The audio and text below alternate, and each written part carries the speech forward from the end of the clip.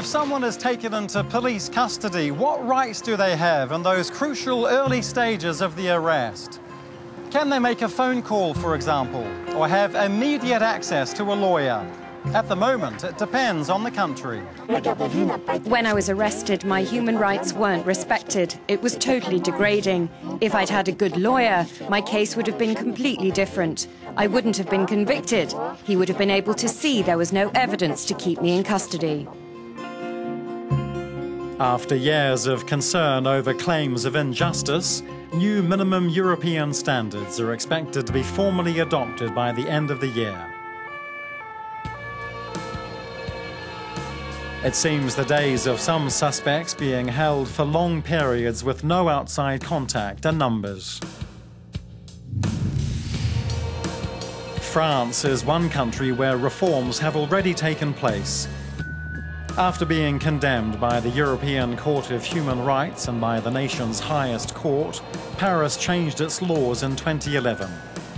Before that, a suspect did not have the right to remain silent, have a lawyer present during questioning, or inform others about the arrest. We spoke to a woman detained in 2004 over accusations of business fraud that she denied. First held for 3 days without legal advice, she's convinced she would not have later spent a year in prison had the law been different. As you can't communicate with the outside, you have to have a very strong character. I knew it was painful for me, something very difficult, but it was even harder for my children, not knowing how long it would last. I only had one wish, to be able to get in touch with my lawyer, but that was refused. The 60-year-old says it was unbearable to be alone with no advice and no one to check on her condition. She became ill after straight away being placed in a cell. In general, there's vomit, urine and excrement in the cells, and it's on the blankets too. They treat you in a very primitive way, but that's on purpose, to break you down, which is what happens. You are generally left feeling shattered. The organisation that represents lawyers in France was involved in the push for changing the law. In the past, a lawyer was allowed to have one half-hour meeting with a suspect, but they complained it was vital to be present during interrogations. There's a problem understanding the police officer's questions. There's a problem with pressure being applied. We know of people who've admitted to things they didn't do because of being pressured. You can have problems communicating with the outside. You're really cut off. It's changed since the reform, but you didn't have your glasses, no telephone, and didn't know where your children or partner were.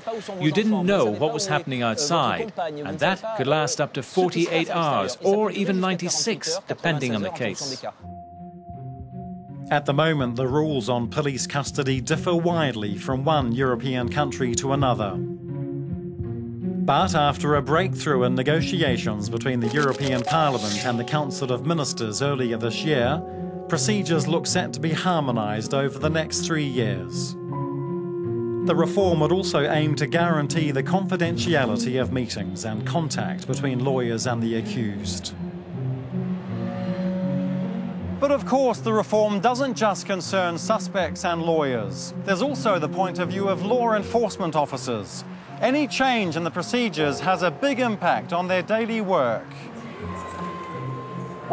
We spoke to one police union that was opposed to the recent reforms. It says more thought is needed into exactly how the new rules work on the ground. Police officers today are the first link in the chain, the ones who apply these European reforms. It's absolutely crucial to take into account their needs, to protect them, and to envisage everything that's important to them, what they need every day. For them, the police custody reform was really like an assault. They suffered due to the lack of preparation, not being trained, and not having the resources. For campaigners, though, yet more reform is still needed. They say the progress on access to a lawyer is a big step, but other changes are desperately needed. One priority is the possibility of having access to the police files. This is because the lawyer, who is there to advise his client, inform them of their rights and also defend their interests, doesn't know the exact details of the accusations. He knows what the thrust of the case is, but doesn't know who is making the accusation, what the motive is, and on what basis. Other questions are still being debated, including whether suspects in serious cases such as terrorism should be treated differently. Another point is making sure that all suspects get to see a lawyer, even if they can't afford to pay.